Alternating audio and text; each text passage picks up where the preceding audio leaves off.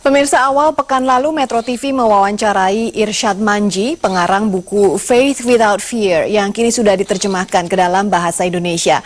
Pemikirannya yang kontroversial mengundang tidak hanya pujian namun juga cercaan di dunia internasional.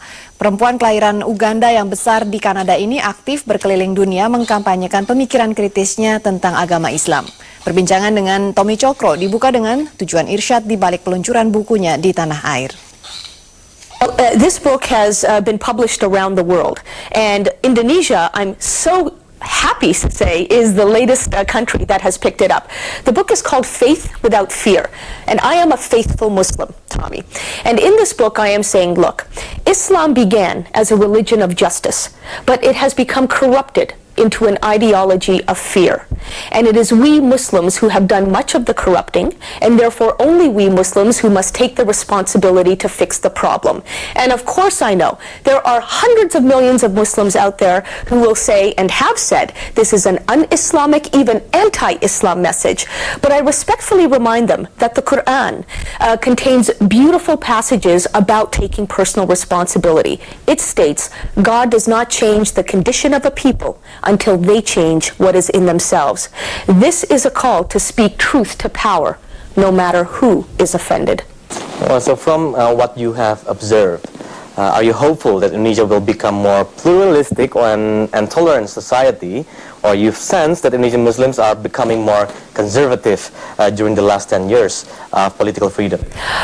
I'm very well aware of the situation on the ground in many parts of Indonesia. Indonesia has an amazing history of religious diversity and ethnic pluralism, 17,000 islands, 300 plus ethnic groups, scores of languages.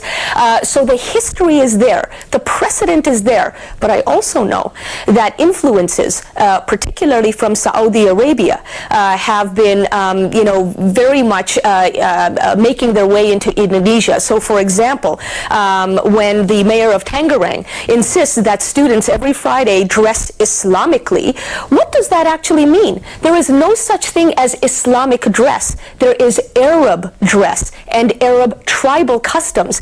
And I worry, quite frankly, that too many Muslims in Indonesia today are confusing Arab tribal culture with the faith of Islam. We must separate. We must separate these two things. And why must we separate it? Because Arab tribal culture does not defend diversity. It is actually very much about being uniform and being the same.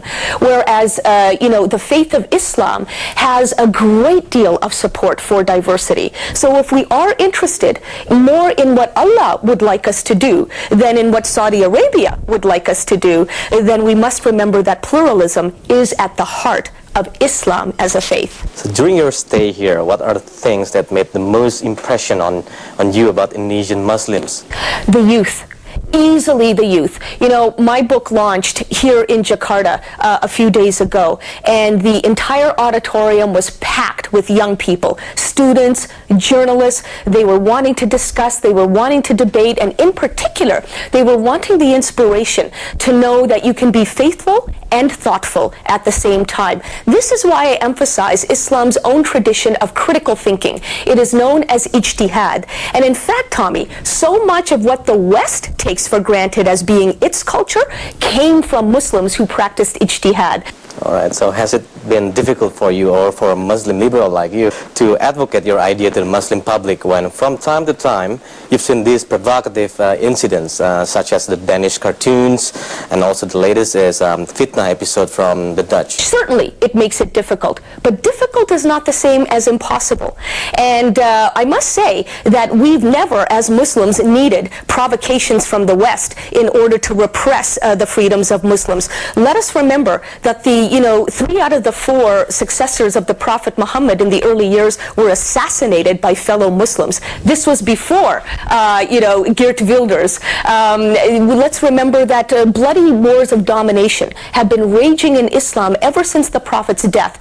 This has happened before Western imperialism, before the State of Israel, before MTV and McDonald's came on the scene. So once again, even as we acknowledge that there are, interventions and interferences from the West, We can't keep pointing fingers only out there. For the sake of honesty, we must also remember that we are partly responsible as Muslims for the corruption that we have done to Islam. This is why we must also take the responsibility to fix the problem.